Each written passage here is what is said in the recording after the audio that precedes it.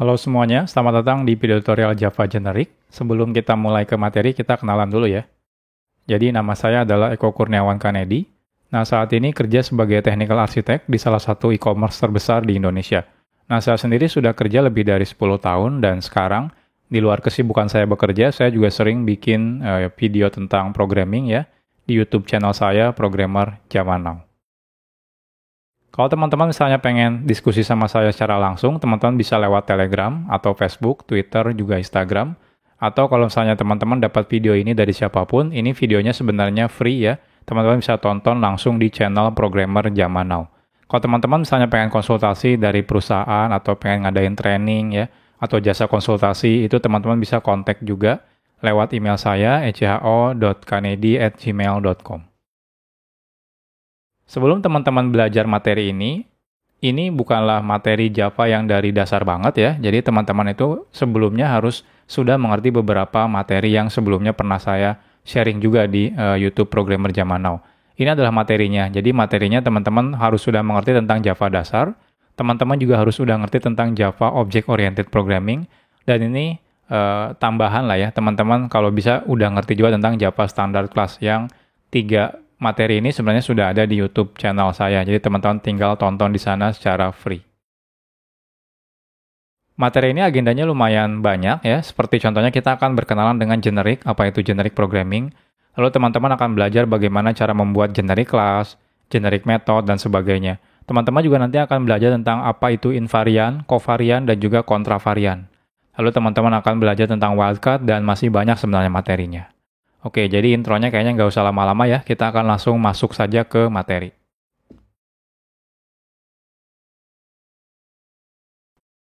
Sekarang kita akan berkenalan dulu dengan generic itu sendiri ya. Generic adalah kemampuan untuk menambahkan parameter type saat membuat kelas atau method. Ingat ya, ini parameter type, bukan parameter, jadi sedikit berbeda. Bukan sedikit berbeda sih, tapi memang berbeda. Berbeda dengan tipe data yang biasa kita gunakan di kelas di function atau di method ya, generic memungkinkan kita bisa mengubah-ubah bentuk tipe datanya sesuai dengan yang kita mau. Sebelumnya kan kalau teman-teman bikin method terus tambahkan parameter, kalau parameternya string ya udah string gitu ya. Teman-teman nggak bisa rubah lagi. Kalau teman-teman pengen menambahkan menjadi integer, misalnya teman-teman harus bikin method overloading. Nah, kalau dengan menggunakan generic ini, teman-teman bisa membuat parameter type, di mana nanti type-nya itu bisa teman-teman ubah-ubah saat memanggil sebuah metode atau sebuah kelas. Manfaatnya apa sih kita menggunakan generic? Yang pertama, pengecekan ketika proses kompilasi. Jadi, nanti teman-teman tahu benefitnya ya. Jadi, proses pengecekan tipe datanya bisa dilakukan pada saat kompilasi. Jadi, tidak pada saat runtime ya. Nah, tidak perlu lagi manual menggunakan pengecekan tipe data dan konversi tipe data. Sebelumnya kan kalau misalnya kita pengen bikin sebuah parameter yang general gitu ya, bisa menerima apapun itu, biasanya kan teman-teman bikin parameternya sebagai objek ya. Karena kan objek parent semua kelas. Jadi otomatis nanti teman-teman kalau ngirim apapun itu, ya akan diterima sama si metode tersebut. Nah, problemnya adalah di dalam metode tersebut nanti teman-teman harus ngelakuin konversi secara manual ke tipe data yang diinginkan. Nah, dengan menggunakan generic, kita tidak perlu lagi menggunakan hal seperti itu. Nah, yang terakhir ini memudahkan programmer untuk membuat kode program yang generic, ya, atau general, sehingga bisa digunakan oleh berbagai tipe data. Jadi, nggak peduli tipe data apapun, kita bisa gunakan. Kadang-kadang kan kita ada mungkin sebuah metode yang nggak peduli tipe datanya apapun. Contohnya kayak menghitung panjang dari array dan sebagainya, itu kan nggak peduli datanya tipenya apapun itu. Ini adalah contoh kode yang bukan generic. Jadi teman-teman biasanya bikin data, misalnya data string ya, new data, lalu data string set data. Nah, di sini biasanya kalau teman-teman pengen data ini bisa menampung string, integer, dan sebagainya, teman-teman biasanya bikin sebuah atribut atau field dengan tipe datanya object. Karena dia tipenya object, saat teman-teman set data string, dia akan nerima. Set data integer juga dia akan nerima. Set data boolean juga dia akan nerima. Nah, problemnya adalah saat teman-teman ngambil get data, teman-teman harus manual konversi menjadi string seperti ini. Problemnya adalah, nah di sini pengecekannya ini akan dilakukan secara runtime. Jadi bisa aja di sini teman-teman masukin integer, tapi di sini ketika get data, teman-teman coba paksa menjadi string itu secara kode ketika dijalankan, ketika di-compile itu tidak ada masalah. Nah, tapi ketika dijalankan baru kelihatan errornya. Jadi, nggak aman ya kalau teman-teman melakukan konversi seperti ini. Nah, berbeda kalau misalnya teman-teman menggunakan generic. Saat kita membuat sebuah kelas generic, itu teman-teman bisa menambahkan parameter type. Nanti untuk detailnya kita akan bahas ya di materi-materi selanjutnya. Jadi intinya di sini teman-teman berkenalan dulu sebentar. Jadi di sini kita menambahkan parameter type. Nah, otomatis parameter type ini misalnya T ya. Maka di sini teman-teman bisa pakai T itu sebagai parameter type ini.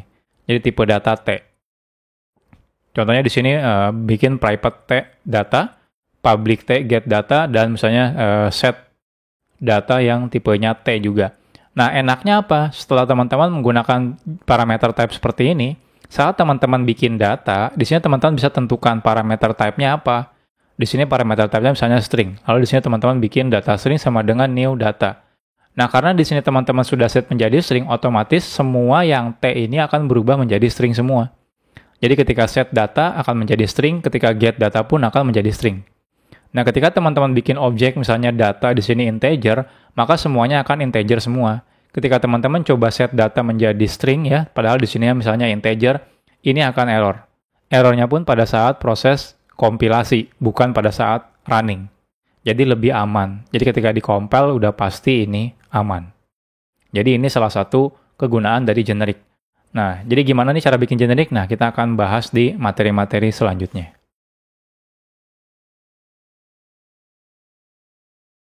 Sekarang kita akan bahas tentang generic class. Generic class adalah kelas atau interface yang memiliki parameter type. Jadi, fitur Java generic ini tidak hanya bisa kita gunakan di sebuah kelas, tapi juga teman-teman bisa gunakan di interface. Tapi ini tidak bisa digunakan di enum ya. Tidak ada ketentuan dalam pembuatan generic parameter type, namun biasanya kebanyakan orang menggunakan satu karakter sebagai generic parameter type. Nah, generic parameter type yang biasa digunakan ini adalah seperti ini. Tapi ingat ya, ini tidak wajib. Ini cuma kebiasaan orang-orang di Java aja. Biasanya kalau misalnya generic type-nya itu bentuknya E, itu artinya dia elemen. Biasanya digunakan di collection atau struktur data yang nampung generic type datanya itu lebih dari satu. Kalau K itu biasanya key, singkatan dari key. Kalau N itu kayak number. Kalau T itu type. Rata-rata sih orang pakainya T ya, untuk menyebutkan kalau ini type.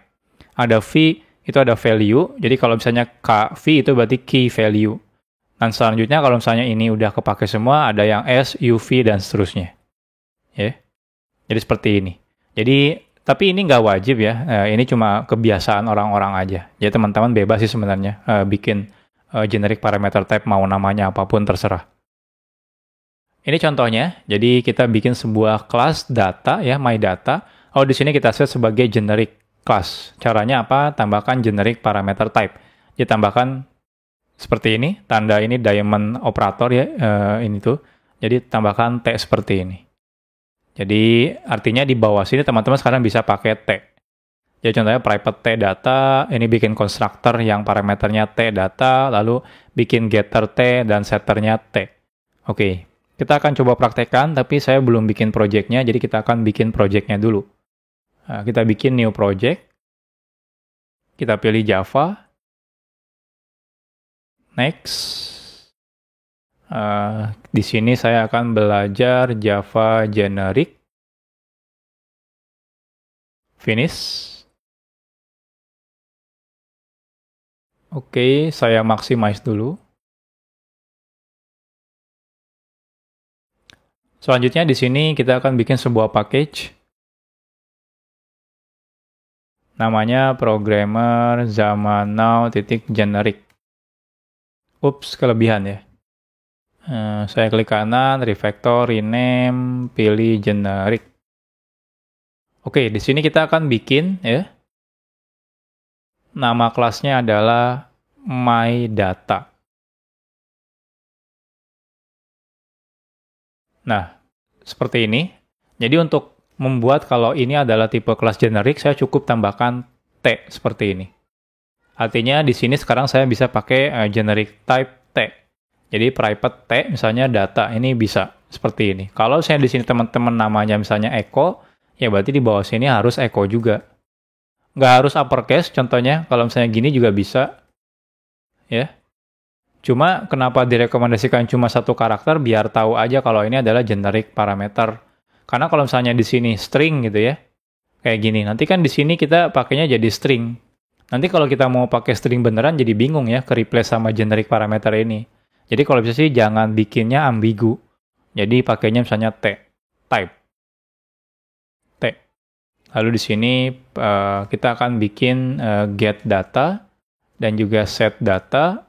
Selanjutnya kita bikin constructor seperti ini. Jadi sekarang kita sudah berhasil membuat sebuah generic class.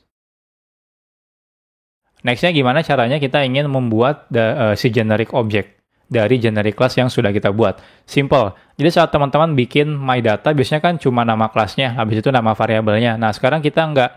Jadi nama kelas kita pakai kurang dari, masukin tipe generiknya apa, kira-kira akan kita replace menjadi apa, lalu lebih dari. Jadi di tengah-tengah kurung ini. Jadi di sini contohnya saya akan bikin, ya, saya bikin package baru saja, application. Kita bikin generic class app. Kita bikin main function. Di sini berarti my data ya. Tipenya adalah string misalnya. Jadi seperti ini. Jadi di sini tinggal string my data misalnya sama dengan new my data. Lalu di sini tambahkan string lagi. Lalu di sini kan harus ada constructor ya. Nah, kalau teman-teman lihat di sini konstruktornya sekarang tipenya string.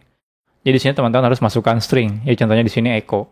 Kalau teman-teman masukkan number, contohnya integer, ini error. Ya. Jadi ini kegunaan dari generic. Teman-teman bisa rubah-rubah tipe datanya sesuai dengan keinginan yang kita mau.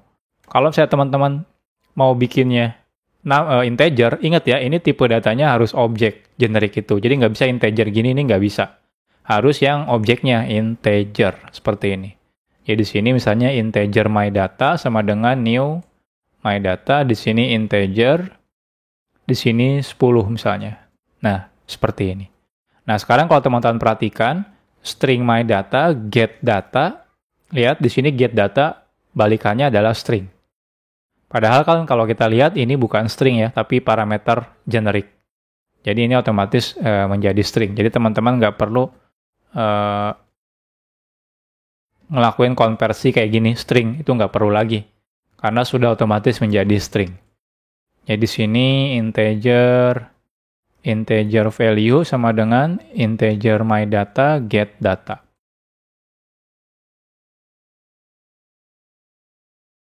Nah, seperti ini. Jadi cara penggunaannya seperti ini. Jadi cara pembuatannya tinggal teman-teman tentukan si tipe parameter type-nya itu mau diganti menjadi tipe data apa. Nah, selanjutnya generic parameter type juga tidak hanya teman-teman boleh memasukkannya satu ya, tapi dia bisa multiple, artinya lebih dari satu. Nah, namun harus menggunakan nama type yang berbeda. Jadi kalau yang pertama pakainya T, yang kedua jangan T lagi. Misalnya teman-teman T, yang keduanya S atau U dan sebagainya, itu boleh bebas. Ini sangat berguna ketika kita ingin membuat generic parameter type yang banyak. Jadi contohnya kita bikin sebuah parameter type generic class ya, yang berbeda. Contohnya pair, ada T dan juga ada U. Lalu ada data pertama, data kedua, ini T dan U. Seperti ini. Oke, kita akan buat, tapi sebelumnya kita running yang ini, kita lihat hasilnya.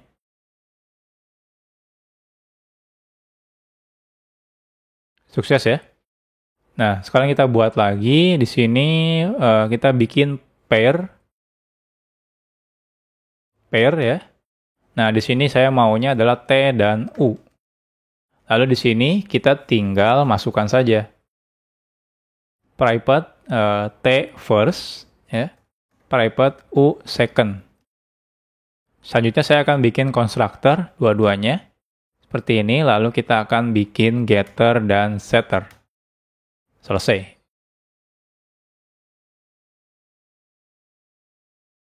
Next-nya gimana? Ya tinggal teman-teman pakai aja. Kalau teman-teman mau, kita akan bikin di application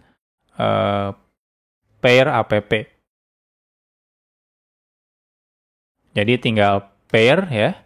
Lalu di sini tinggal tentukan berarti ada dua dan dipisahkan menggunakan koma. Sama seperti ini. Ini juga pakai koma T, koma U. Di sini berarti string. Kalau mau sama string lagi boleh, nggak masalah. Berarti nanti T dan U-nya akan di-replace menjadi string. Tapi kalau misalnya di sini ada string, di sini ada integer, itu boleh juga, bebas ya. Contohnya pair sama dengan new pair. Di sini berarti harus masukkan lagi string, koma integer, ya, seperti ini. Lalu di sini teman-teman tinggal masukkan stringnya, misalnya echo 100. Seperti ini. Kita print out pair titik first sekarang menjadi string ya. Get second, dan secondnya sekarang menjadi integer. Kita running. Nah, hasilnya seperti ini. Echo dan 100. Jadi simple ya. Teman-teman kalau mau menambahkan lebih dari 1 atau 2 atau 3 dan seterusnya lah ya. Nggak terbatas, ya udah tinggal masukkan aja. Sekarang kita akan bahas tentang generic method. Generic parameter type tidak hanya bisa digunakan pada kelas atau interface saja ya. Jadi kita juga bisa menggunakan generic parameter type ini di method. Artinya apa? Artinya kita bisa bikin generic type itu independen hanya untuk satu method. Jadi nggak ada hubungannya dengan kelasnya. Sebelumnya kan kita untuk deklarasikan parameter type-nya, kita harus masukkan di dalam kelas. Nah sekarang teman-teman kalau pengen misalnya, oh saya mau buat cuma satu method aja agar bisa generic gitu ya. Nah itu bisa. Generic parameter type bisa kita deklarasikan di method. Hanya bisa diakses di method tersebut. Jadi kalau misalnya teman-teman deklarasikannya di method, maka dia cuma bisa diakses di method tersebut. Kalau di kelas, baru di semua metode yang ada di kelas tersebut bisa diakses. Tapi kalau di method, cuma di method itu aja. Ini cocok jika kita ingin membuat generic method tanpa harus mengubah deklarasi sebuah kelasnya. Contohnya seperti ini, kita punya public class array helper ya. Lalu di sini teman-teman pengen nge-count. Teman-teman untuk menambahkan generic parameter type-nya, sebelum return value-nya, teman-teman tinggal tambahkan si parameter type-nya di sini. Otomatis nanti di metode ini kita bisa menggunakan si parameter type ini. Ini nggak harus statik ya, kalau teman-teman nggak statik pun boleh, nggak masalah. Ini kebetulan saya contohnya menggunakan statik. Oke, kita coba sekarang. Jadi di sini kita akan buat package baru namanya util. Di sini kita tambahkan array helper ya. Lalu teman-teman di sini kita tambahkan public static. Biasanya kan integer gitu ya, count. Nah, biasanya kan array apa. Nah, teman-teman sebelum return value silakan tambahkan generic parameter type-nya. Kalau misalnya lebih dari satu ya tinggal tambahkan koma aja ya. Bebas terserah. Misalnya satu saja, jadi di sini T array. Ini isinya simple, cuma return array titik length. Nah, selesai. Ini nggak harus statik ya, kalau teman-teman bikin di non-static juga boleh kayak gini, bebas. Ini kebetulan saya contohnya di static aja. Nah, lantas kalau misalnya sudah bikin ya sebuah metode yang ada generic parameter type-nya, bagaimana cara menggunakannya? Untuk cara menggunakannya, kita bisa menggunakan seperti ini. Jadi array helper titik ya, gunakan generic parameter type-nya di sini, misalnya string, habis itu count names. Atau ini opsional sih, teman-teman nggak perlu gunakan generic parameter type-nya. Kalau teman-teman di sini masukkan array of string ya, dia otomatis di sini menjadi string generic parameter type-nya. Kalau memasukkan array of integer seperti di sini, maka dia otomatis menjadi integer. Jadi nggak wajib ya untuk memasukkan ini generic parameter type-nya. Oke, jadi di sini kita akan bikin array helper app. Kita bikin main function-nya. Lalu di sini kita buat string.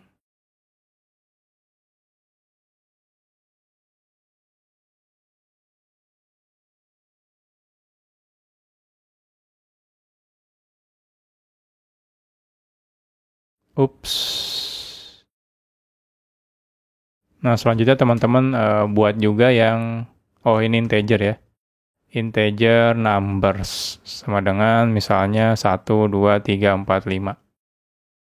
Oke, selanjutnya teman-teman kalau mau ya tinggal, contohnya saya print out ya, di sini teman-teman tinggal gunakan array helper, titik, bisa masukkan ini, string, seperti ini boleh. count, ya, berarti di sini names, seperti ini, atau misalnya kalau teman-teman nggak mau juga boleh.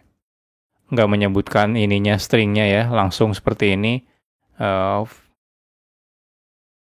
Numbers ini boleh. Ini juga boleh ya. Jadi ini boleh disebutkan integer seperti itu atau enggak. Tapi ingat jangan salah, jangan string, tapi teman-teman masukannya integer itu nggak boleh ya. Lebih aman sih teman-teman nggak usah masukin seperti ini. Nanti dia otomatis ngikut. Jadi kalau misalnya di sini array of integer, maka di sini otomatis menambahkan integer si Java-nya. Jadi teman-teman nggak wajib. Ini kalau kita running hasilnya, nah keluar count-nya berapa. Jadi kita bisa bikin satu buah metode yang generik ya, dan teman-teman nggak peduli parameternya mau tipenya string ataupun array, bebas.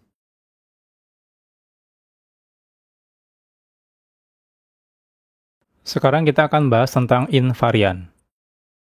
Secara default, saat kita membuat sebuah generic parameter type ya, sifat parameter tersebut adalah invariant. Maksudnya apa nih invariant? Invariant itu artinya tidak boleh disubstitusi dengan subtype atau turunannya, atau juga dengan supertype atau parent-nya. Jadi itu nggak boleh ya. Di Java itu default-nya adalah invariant, jadi nggak boleh disubstitusi ke turunannya ataupun ke parent-nya. Nah artinya saat kita membuat sebuah misalnya contoh string gitu ya, jadi contoh generic parameter type-nya kita set menjadi string, maka kita tidak bisa gunakan contoh objek yang di-assign value-nya dari contoh string ini. Walaupun dipikir-pikir kan kalau di polymorphism itu boleh ya, kita nge-substitute misalnya dari si parent ke child-nya itu boleh, tapi kalau di generic nggak bisa. Jadi kebalikannya pun nggak bisa. Jadi saat membuat objek sebagai parameter type-nya, itu tidak boleh dimasukkan contoh string ini. Jadi hati-hati ya saat kita bikin generic parameter type. Oke, ini contohnya. Jadi saat misalnya teman-teman bikin MyData tipenya string, ya, lalu teman-teman coba bikin MyData object ya, terus tipenya ini, ambil dari data string. Harusnya kan kalau string itu kan udah pasti turunan dari objek ya, tapi kok di sini error. Error kenapa ya? Karena invariant datanya si ini tuh, si Java tuh. Jadi teman-teman nggak boleh substitusi seperti ini. Termasuk ini, teman-teman saya tadinya bikin objek gitu ya. Lalu bikin MyData, tapi datanya di sini masukin integer. Ya, integer kan udah pasti boleh ya harusnya. Nah, akhirnya teman-teman maksa, oh ya udah deh saya pengen substitute menjadi MyData integer. Nah, ini juga nggak boleh, ini tetap error. Jadi teman-teman nggak boleh nge-substitute generic parameter type seperti ini. Oke, kita lihat contohnya saja. Jadi kita akan bikin invariant app ya. Kita bikin main function. Oh, di sini kita punya MyData, tipenya adalah string. String MyData sama dengan new MyData, di sini echo. Nah, di sini teman-teman punya sebuah metode static, misalnya void, doit misalnya ya. Terus di sini MyData, tipenya object MyData seperti ini. Lalu teman-teman ini terserah ya, misalnya ngelakuin apapun itu. Nah, teman-teman misalnya pengen ngirim ke doit ini. Karena kan objek ya, artinya kalau mungkin teman-teman mikirnya, oke, berarti kan ini string itu kan turunan dari objek, harusnya boleh dong. Oke, kita masukkan string MyData, ini hasilnya error. Ya, jadi nggak bisa. Jadi walaupun di sini tipenya objek dan teman-teman berharap, oh harusnya bisa sih, karena kan di sini adalah string turunan dari objek, tapi nggak bisa. Di Java itu by default ini invariant, jadi ini nggak bisa dilakuin. Jadi ini pasti error. Termasuk kalau teman-teman nyoba, ini saya komen aja ya, error. Termasuk kalau teman-teman nyoba MyData objek seperti itu, objek sama dengan, lalu teman-teman assign dari string MyData, ini juga error. Errornya udah jelas, jadi dari objek, require-nya objek, tapi teman-teman masukin string, jadi ini nggak.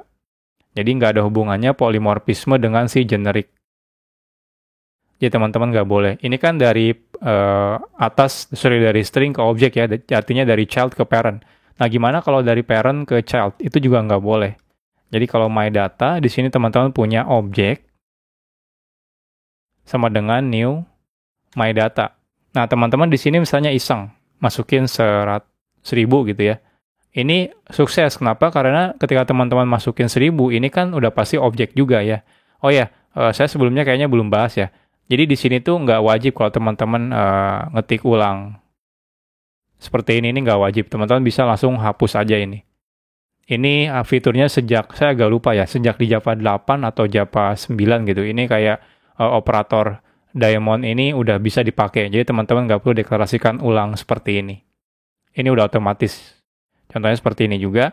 Nah, kalau teman-teman kan di sini nilainya 1000. Akhirnya teman-teman, oh harusnya kan bisa ya kita masukkan sebagai MyData integer seperti ini. Jadi integer sama dengan objek MyData. Ini juga nggak boleh. Jadi mau diturunin ke bawah, mau turunin ke atas ya, ke child atau ke parent itu tidak boleh. Jadi ini bakal error. Termasuk kalau di sini kita punya do it misalnya integer gitu ya, ininya integer.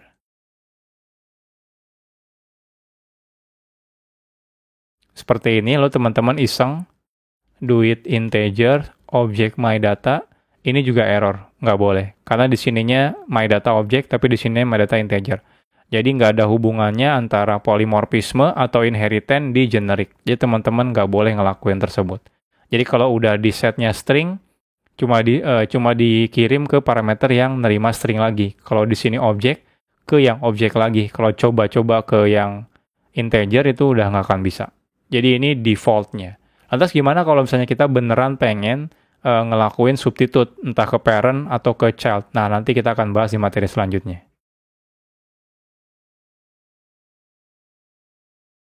Sekarang kita akan bahas tentang covariant. Covariant itu artinya bisa melakukan substitusi ke subtype-nya atau ke child-nya dengan supertype atau dari parent-nya. Nah, caranya agar generic objek kita menjadi covariant adalah dengan menggunakan kata kunci tanda tanya extend parent class-nya apa. Artinya saat kita membuat sebuah objek, contohnya string gitu ya, membuat objek contoh gitu ya, maksudnya generic parameter type-nya adalah string, maka kita bisa substitusi menjadi contoh tanda tanya, extends object. Nah, ini bisa. Covariant adalah read-only, jadi kita tidak bisa mengubah data generiknya. Jadi hati-hati ya untuk covariant. Jadi covariant itu cuma bisa read-only. Contohnya seperti apa? Contohnya seperti ini. Jadi di sini contohnya teman-teman punya MyData, ya. Habis itu new MyData, lalu echo. Lalu teman-teman bikin sebuah metode proses ya di sini MyData, tanda tanya extend object. Habis itu diambil. Nah, ini nanti saya jelasin ya sambil kita bikin kode. Kenapa tidak boleh dirubah datanya? Kenapa hanya boleh read only kalau covariant itu? Oke, detailnya nanti kita akan bahas. Jadi sambil praktekin aja ya biar enak jelasinnya. Di sini kita akan bikin sebuah kelas namanya covariant. App kita bikin main. Di sini misalnya MyData ya.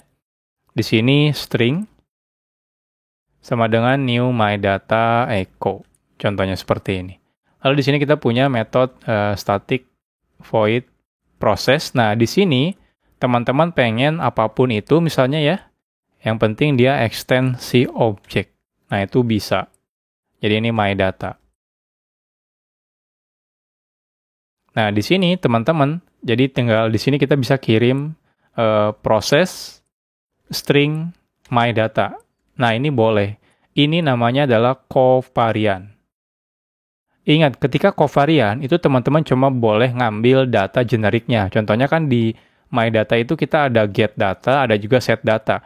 Nah, artinya teman-teman cuma boleh ngambil data ngambil metode yang return value-nya generik.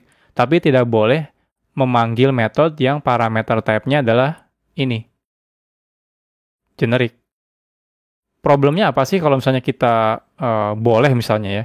Jadi kan aslinya itu kalau teman-teman misalnya kalau print out MyData.getData ini boleh. Tapi kenapa MyData.setData ini tidak boleh? Nah, errornya udah jelas, lihat errornya. Ups, bentar ya. Kita lihat errornya. Nah, data yang harus diperlukan adalah ini extend object. Tapi yang di-provide-nya adalah string. Nah, Kenapa ini tidak boleh? Simple sih alasannya. Kenapa tidak boleh? Karena kan di sini objek ya. Jadi apapun yang extend objek. Nah, problemnya adalah kalau saya ngirim di sini satu, kalau seandainya ini diperbolehkan merubah data, maka ini akan diterima. Kenapa? Karena integer pun adalah turunan dari objek.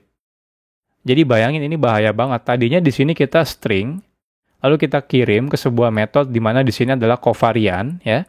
Lalu teman-teman di sini tiba-tiba rubah menjadi integer. Itu otomatis udah bakal error aplikasinya, udah amburadul lah ya, nggak jelas datanya tadinya string, tipe datanya kok berubah jadi integer. Maka dari itu untuk covariant ini teman-teman cuma boleh ngambil data, tapi tidak boleh ngerubah datanya, karena ketika ngerubah data ini berbahaya. Jadi memang ada sedikit ininya ya, walaupun kita boleh dari child ke parent, tapi ya ada konsekuensinya, teman-teman tidak boleh ngerubah. Kenapa? Ya kalau ngerubah problemnya adalah ya seperti tadi. Bisa-bisa si datanya rusak kalau sampai salah ngirim data. Jadi ini tidak boleh. Tidak. Oke, kita kasih komen ya. Tidak boleh karena berbahaya. Jadi seperti itu. Ini kalau kita running ya hasilnya jalan. Nggak error ya. Lihat keluar echo. Jadi artinya ini adalah covariant, di mana teman-teman bisa ngelakuin substitusi dari child-nya ke si parent-nya. Nah, kalau teman-teman mau bikin ini juga boleh. My data gitu ya, tanda tanya, extend object, my data sama dengan string my data. Nah, ini juga boleh. Ya, teman-teman boleh bikin seperti ini, atau bikin parameter covariant seperti ini. Ya terserah teman-teman mau bikin seperti apa.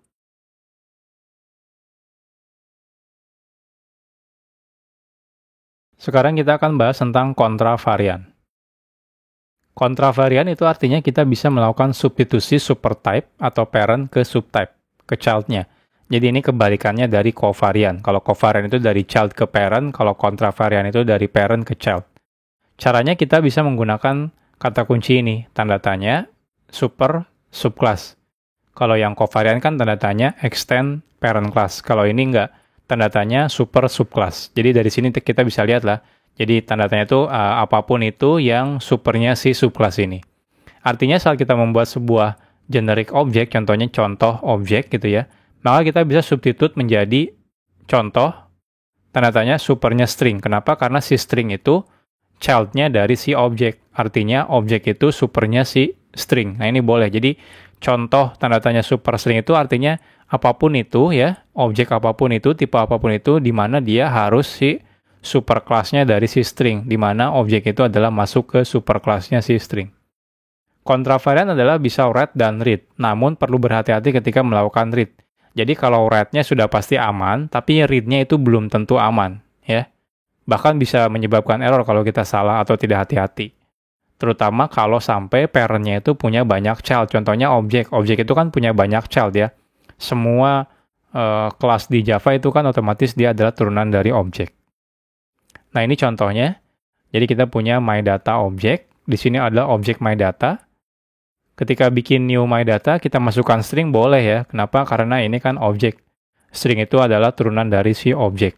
Lalu kalau teman-teman pengen konversi menjadi myData, tanda tanya, supernya string, ini juga nggak masalah, nggak error. Kenapa? Ya karena kan ini supernya string kan. Objek itu kan supernya string kan, jadi ini boleh.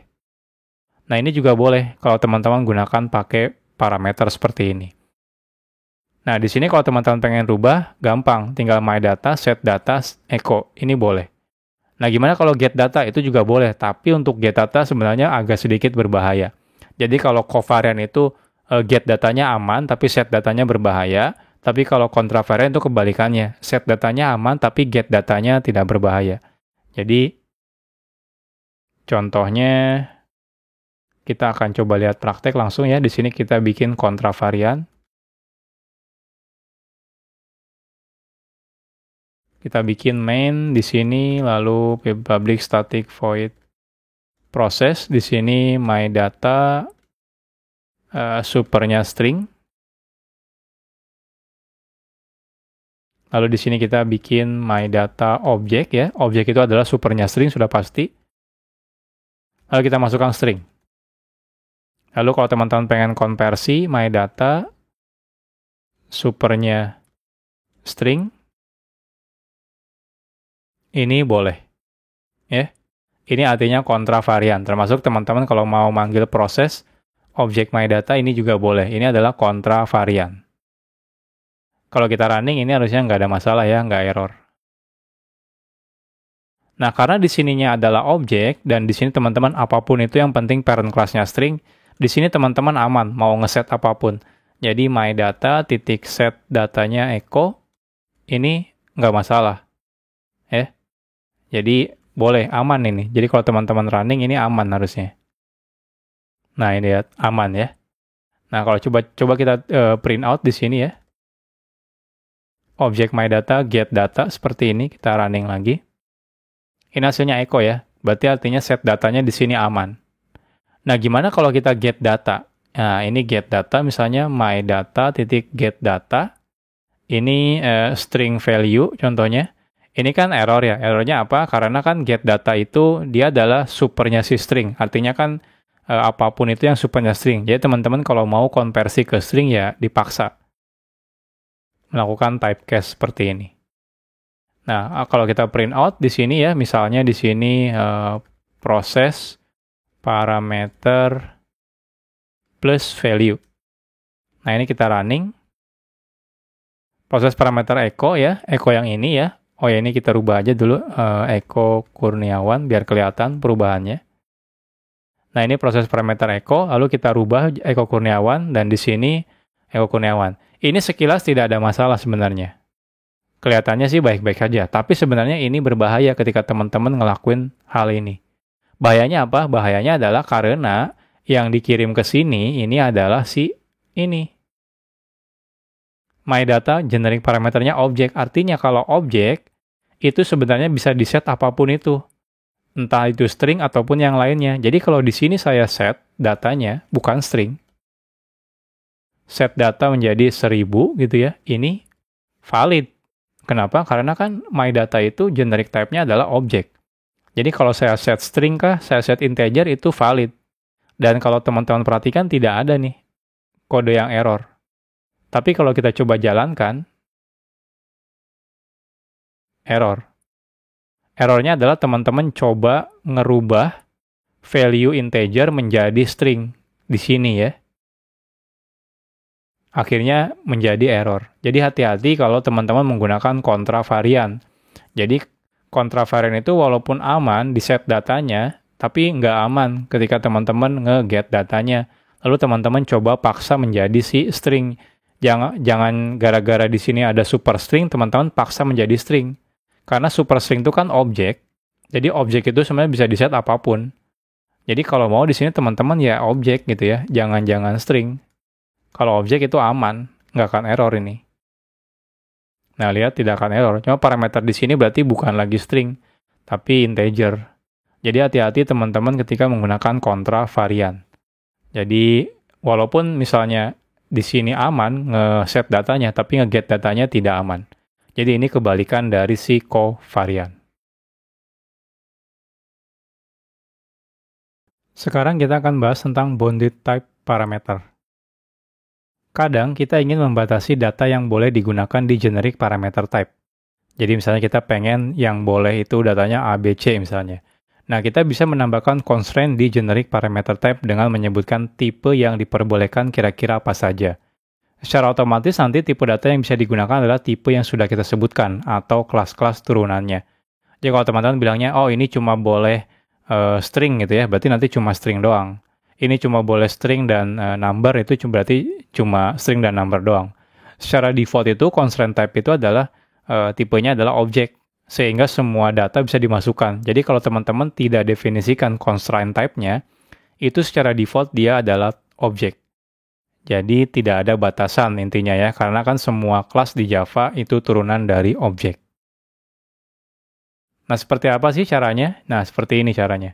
Jadi saat teman-teman bikin generic class, lalu tambahkan generic parameter type, misalnya T gitu ya, nah teman-teman bisa tambahkan extend number. Artinya cuma number dan juga kelas turunannya yang boleh. Ya, seperti itu. Nah, saat teman-teman di sini coba bikin number data menggunakan string, ini otomatis tidak boleh. Ya. Oke, kita lihat. Di sini kita akan buat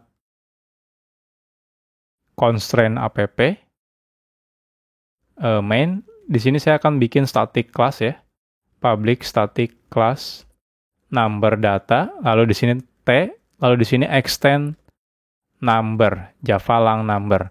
Artinya cuma kelas turunan dari number saja yang boleh. Apa kelas turunan number? Ya ini.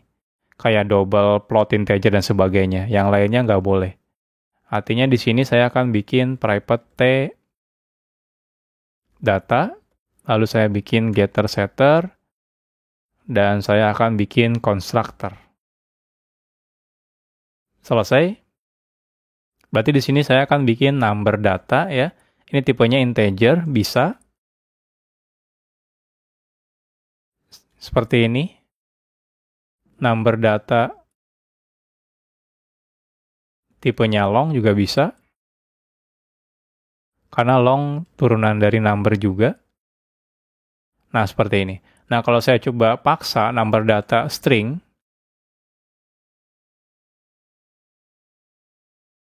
nah, kita lihat ini error. Errornya sudah jelas ya.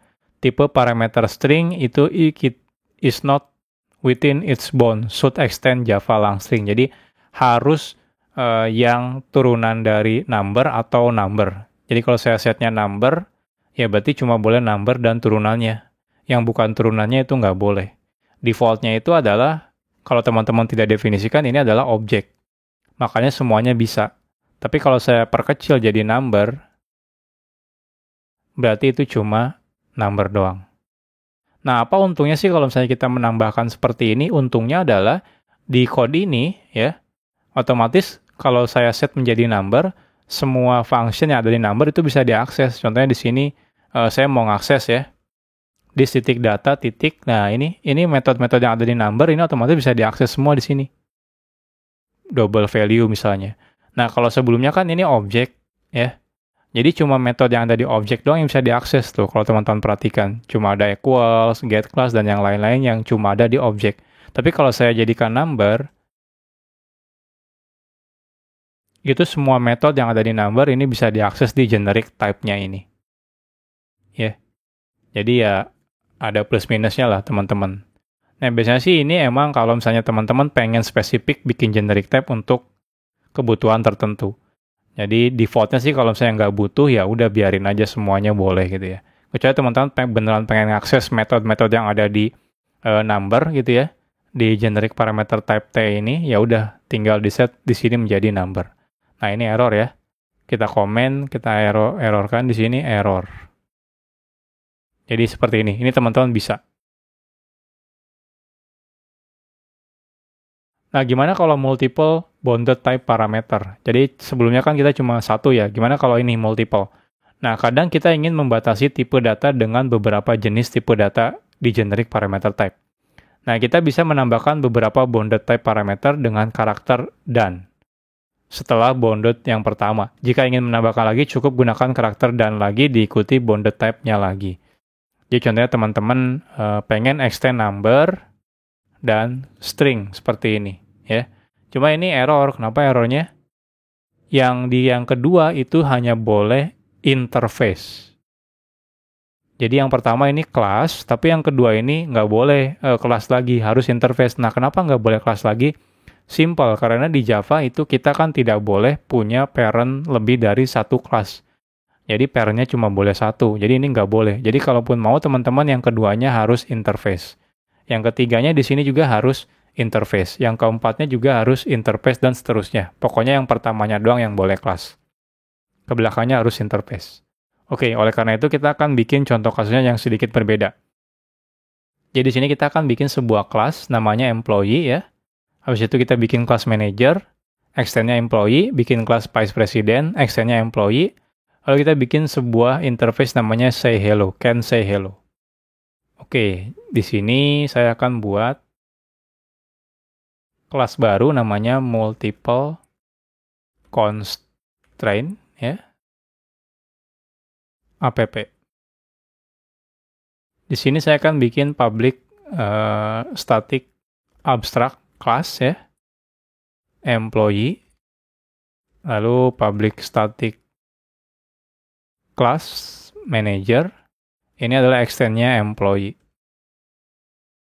Lalu yang kedua kita akan bikin implementasinya adalah vice president employee. Nah, selanjutnya kita akan bikin sebuah interface. Nama interface-nya adalah public static interface. Namanya adalah can say hello. Lalu di sini void say hello. Seperti ini. Sama ini ya. Oh, ada parameter name-nya. String name.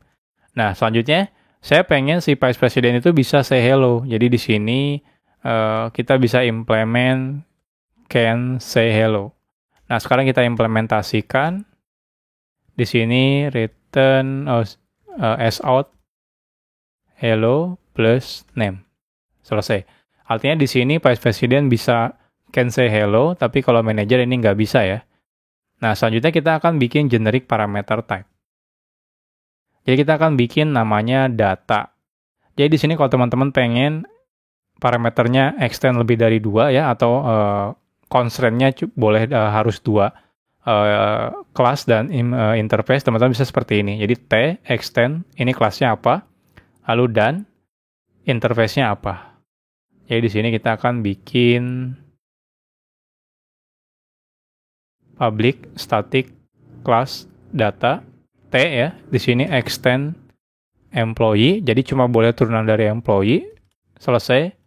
Kalau seperti ini mungkin saya buat getter setter, kita buat constructor seperti ini. Kalau ini karena cuma employee doang, berarti di sini saya boleh data manager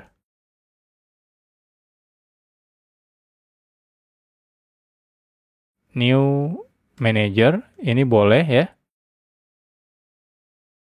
Data vice president new vice president, ini boleh. Nah, gimana kalau saya pengennya ini tuh harus employee, tapi juga dia harus implement can say hello ini. Nah, ini saya tambahkan tinggal dan can say hello, seperti ini.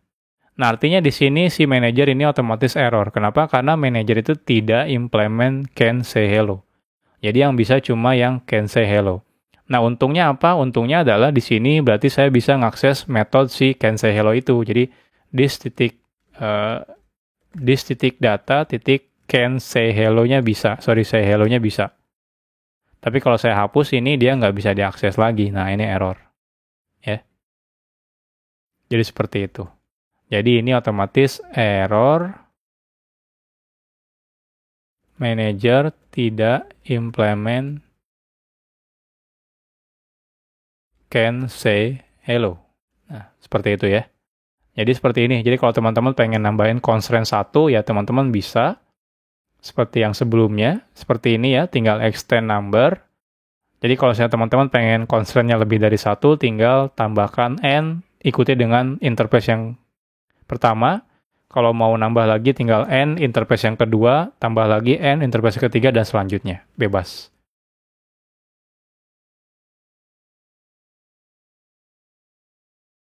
Sekarang kita akan bahas tentang wildcard. Kadang ada kasus kita tidak peduli dengan generic parameter type pada objek. Misal kita ingin memprint data si parameter type-nya, generiknya ya, tidak peduli tipenya apapun. Nah, jika kita ingin mengalami kasus seperti ini, kita bisa menggunakan wildcard fiturnya di generic itu. Wildcard itu bisa dibuat dengan mengganti parameter generiknya itu dengan karakter tanda tanya. Ini contohnya. Ya teman-teman pengen ngeprint length gitu ya, print apapun itulah ya. Jadi dari my data, teman-teman cuma pengen print datanya doang gitu ya. Nah, teman-teman bisa masukkan my data, generic parameter type-nya tanda tanya. Nah, artinya kalau tanda tanya ini teman-teman otomatis bisa memasukkan data apapun.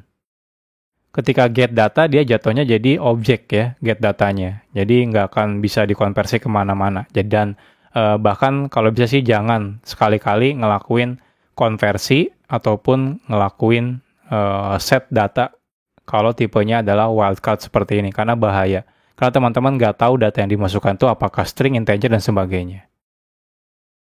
Oke, kita akan coba buat contoh. Jadi di sini kita akan bikin sebuah kelas namanya wildcard app main. Di sini public static void print ya. My data, di sini tipenya wildcard. Jadi kalau teman-teman coba get my data, get data, itu balikannya tanda tanya ya. Jadi teman-teman di sini adalah objek seperti ini. Teman-teman jangan sekali-kali konversi ke string dan sebagainya, karena itu bahaya sekali, karena teman-teman nggak tahu ini ketika dimasukin di sini tuh datanya apa. Nah, jadi di sini yang bisa kita lakukan adalah ya udah, kalau teman-teman cuma ngeprint doang, ya udah print doang. Jadi tinggal out, misalnya my data, get data seperti ini. Nah, di sini artinya kalau misalnya dia udah wildcard, teman-teman boleh print, terus di sini new my data, di sini tipenya misalnya integer, itu boleh. Seperti ini. Tipenya string juga boleh. Bahkan tipenya misalnya employee, kalau ada ya. Manager, itu juga boleh yang sebelumnya sudah kita buat. New manager seperti ini. Jadi bebas, karena dia wildcard, jadi teman-teman bebas masukin apapun itu. Nah ini kalau kita running hasilnya, nah kalau seperti ini. Ini kebetulan belum kita implementasikan metode toString-nya ya, jadinya seperti ini. Jadi ini kalau teman-teman memang butuh, cuma pengen nerima doang data parameternya, dan nggak mau ngerubah ataupun ngekonversi datanya menjadi tipe data tertentu. Jadi teman-teman bisa menggunakan wildcard seperti ini.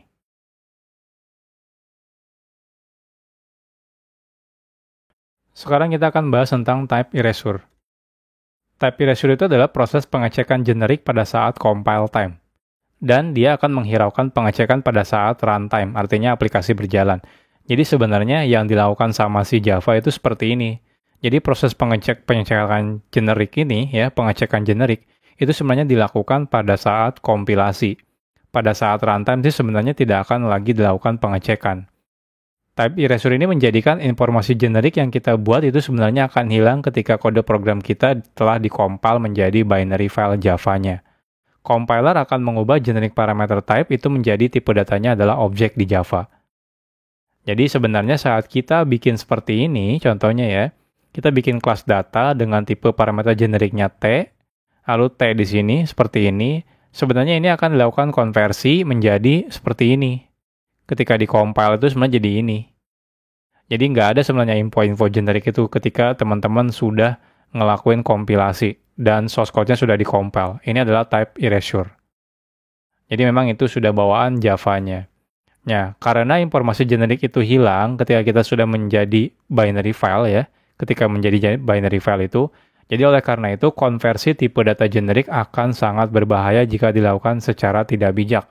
Apalagi teman-teman sok tahu gitu ya, ada tipe data, habis itu teman-teman konversi jadi tipe data generik yang lainnya. Nah, itu bahaya sekali. Ini contohnya, misal saja, mungkin agak susah ya mensimulasikannya. Jadi saya bikin contohnya di sini, bikin data yang tidak ada generiknya. Lalu saya set di sini sebagai tipe generiknya adalah string. Nah, teman-teman ketika di sini datanya tidak ada informasi generiknya, lalu teman-teman coba paksa menjadi integer, ini sebenarnya jalan. Ketika proses compile itu jalan. Ini juga ketika di-compile jalan. Tapi ketika teman-teman nanti coba running, ini otomatis bakal error. Ya. Jadi karena tidak ada informasi generiknya di hasil source code-nya, jadi ketika di-compile aman-aman saja sebenarnya. Tapi ketika di-running itu error. Errornya ya simple di sini ya, karena tidak bisa konversi dari tipe data string ke tipe data integer. Jadi contohnya kita buat di sini kita akan bikin kelas type erasure app. Ini salah namanya, kita rename. Nah, di sini contohnya kita bikin my data gitu ya, my data sama dengan new my data echo seperti ini. Nah, ini boleh. Nah, teman-teman misalnya iseng ngelakuin konversi. my data integer seperti ini ya. Sama dengan my data, lalu teman-teman paksa konversi gitu ya, atau enggak juga bisa sebenarnya. Jadi di sini paksa konversi menjadi my data integer seperti ini. Lalu teman-teman coba my data set data 1000. Jadi ini enggak error ya. My data get data seperti ini, integer seperti ini. Nah ini juga kalau ini kelihatannya salah ya saya, integer soalnya. Oh sorry, ini harusnya integer my data. Ini integer my data. Nah seperti ini harusnya. Ini saya hapus dulu ya. Jadi contohnya teman-teman nge-get data. Ini lihat kalau dijalankan atau di-compile ini nggak ada masalah. Ketika teman-teman compile ini nggak ada masalah. Tapi lihat ketika di running ya ini udah pasti error ya. Nah lihat errornya, string tidak bisa dikonversi menjadi integer. Jadi hati-hati ketika melakukan type erasure, di mana teman-teman ngehilangin info si generiknya. Jadi ini tuh my data, kalau teman-teman liatin, my data gitu ya, ini tetap my data. Info generiknya hilang, karena teman-teman saat bikin pun nggak memasukkan data generiknya. Jadi di sini nggak masukkan misalnya string seperti ini. Kalau di sini string kan, udah pasti error kan? Jadi pada saat kompilasi pun langsung error. Jadi ini lebih aman. Tapi kalau misalnya menggunakan type erasure gitu ya, informasi generiknya hilang, itu ini bisa bahaya. Nah, terutama kalau teman-teman misalnya bekerja dengan kode-kode yang agak sedikit lama ya, yang info generiknya hilang gitu ya, dan ini bisa bahaya kalau misalnya teman-teman ngilangin si info generiknya. Jadi ini adalah problem type erasure di Java. Sebenarnya untuk materi Java Generic sendiri itu sudah selesai ya. Dan sekarang kita akan mulai bahas beberapa interface yang menggunakan generic. Dimulai dari comparable interface. Sebelumnya kita sudah tahu bahwa operator perbandingan objek itu menggunakan metode equals. Jadi teman-teman kalau mau ngebandingin dua objek sama atau beda, teman-teman bisa menggunakan equals method. Nah, bagaimana dengan operator perbandingan lainnya seperti misalnya kurang dari, lebih dari, dan sebagainya. Nah, itu sebenarnya ada caranya menggunakan comparable. Jadi operator perbandingan tersebut bisa kita lakukan jika objek kita mewariskan interface yang namanya generic comparable. Ini banyak sekali digunakan ya, terutama kayak untuk proses pengurutan data, kan dia harus tahu ya, mana lebih besar daripada yang mana. Nah, teman-teman bisa buka si interface comparable ini atau baca Javadoc-nya di sini. Jadi kalau saya buka di sini ya, comparable, ada di package Javalang. Ini kalau kita lihat turunannya ada banyak sekali, lihat. Banyak banget. Ini sampai agak sedikit ngehang nih, saking banyaknya. Oke, saya cancel. Banyak banget pokoknya yang implement dari si comparable ini. Comparable sendiri sebenarnya cuma ada satu metode namanya compare to. Jadi isinya metodenya adalah compare to dan di sini return value-nya integer. Return value-nya simple. Kalau negatif, jadi cuma boleh negatif, integer, kosong, atau positif. Jadi ya, kalau misalnya negatif artinya dia kurang dari, kalau 0, dia berarti equals, artinya sama datanya. Kalau positif berarti dia lebih dari, berarti lebih gede ya, lebih besar dari. Oke. Ini contohnya kita akan coba buat, jadi kita akan buat sebuah kelas namanya person, lalu kita akan tambahkan implementasi untuk comparable si person itu sendiri. Oh ya, comparable itu adalah generic ya. Jadi comparable T. Oke, kita akan buat di sini. Jadi di sini saya akan bikin person. Kita bikin string name. Address, contohnya kita akan buat getter setternya. Name dan address kan, oh ya, name dan address, lalu kita bikin konstruktornya. Nah, selanjutnya, kita akan implement comparable. Di mana dia akan di-compare dengan person lagi ya. Nah, teman-teman sebenarnya kalau misalnya string itu sebenarnya dia implement comparable juga, lihat nih, ada comparable ya. Jadi string itu juga sebenarnya turunan dari comparable. Jadi misalnya untuk ini kita akan implement method compare to-nya.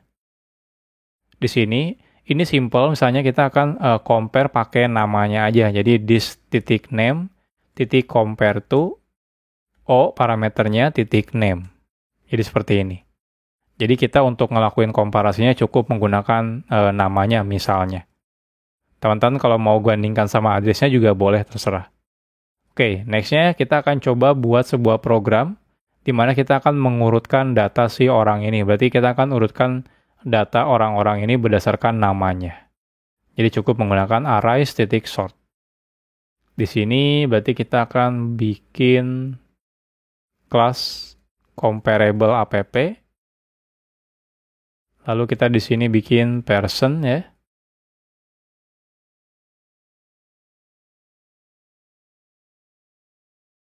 Yang pertama adalah new person-nya apa ya tadi?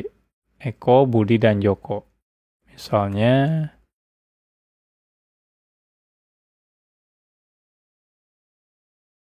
Budi, Joko, selesai. Nah, saat teman-teman ngelakuin arrays.sort ya, lalu kita masukkan people, Nah, ini lihat. Jadi sebenarnya dia akan melakukan comparable menggunakan method compare to. Jadi harus dicek dulu ya kayaknya di sini.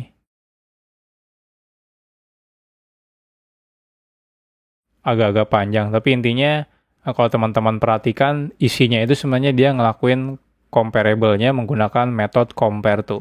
Ya di sini kalau teman-teman coba kita print out as out ya. Arrays titik toString people. Oh, tapi di sini method toString-nya belum ya. Kita akan implement method toString-nya dulu di sini. toString. Selesai. Kita lihat hasilnya.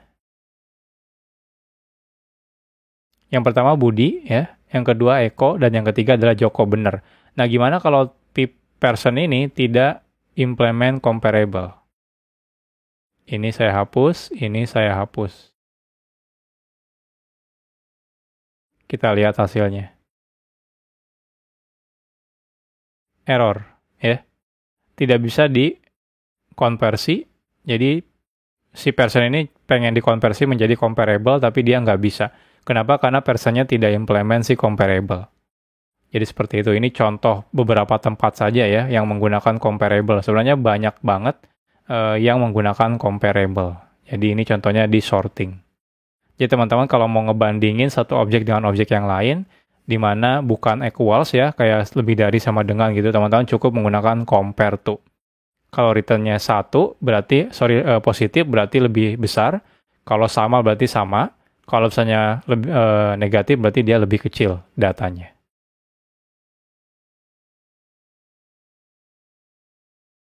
Sekarang kita akan bahas tentang komparator interface. Jika kita ingin mengurutkan kelas yang kita gunakan, cukup mudah ya, tinggal implement interface yang namanya comparable, seperti yang sebelumnya sudah kita bahas. Namun bagaimana jika kelas tersebut ternyata milik orang lain atau library orang lain, di mana kita tidak bisa ngerubah source code-nya. Nah, itu kan ribet ya. Nah, maka hal ini kita bisa menggunakan interface generik lainnya, namanya adalah komparator. Jadi di sini teman-teman bisa baca Javadoc-nya ya, kalau teman-teman mau, dan kita buka contohnya di sini ada komparator namanya di package java.util. Jadi sedikit berbeda. Jadi komparator di sini bedanya adalah di method compare-nya di sini ada dua objek membandingkan objek pertama dan objek kedua. Beda ya kalau comparable itu isinya cuma compare to satu objek doang karena dia dibutuhkan untuk diimplement.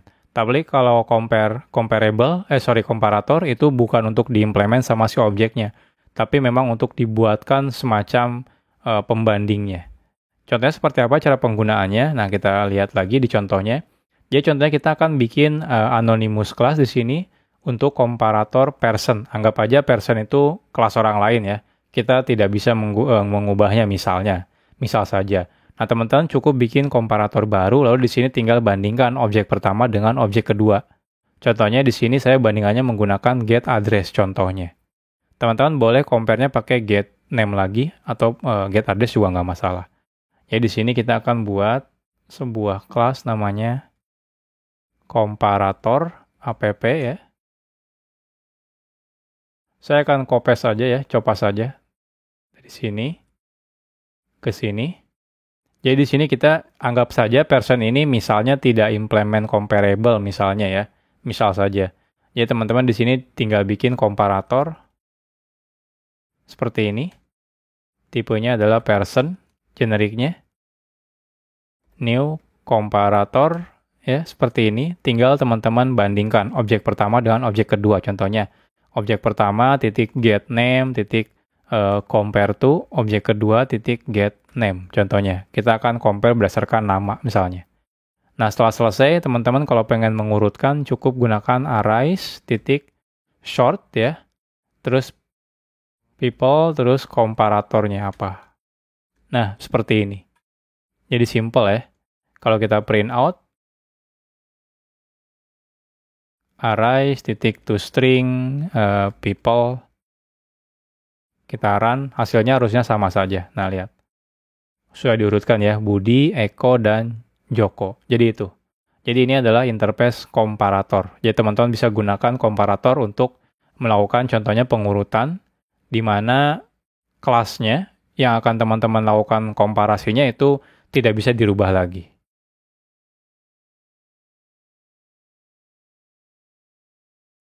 Selesai sudah materi Java Generic. Jadi sekarang harusnya teman-teman sudah mulai mengerti ya gimana cara bikin atau cara kerja si generic programming di Java ini.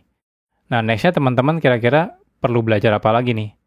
Nah, selanjutnya teman-teman perlu belajar yang namanya Java Collection.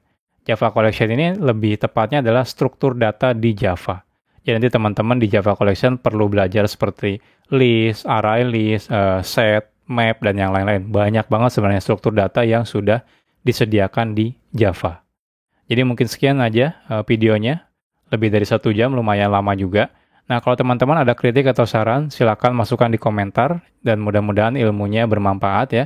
Dan jangan lupa share juga ke teman-teman yang lain, biar ilmunya lebih bermanfaat lagi untuk yang lain juga.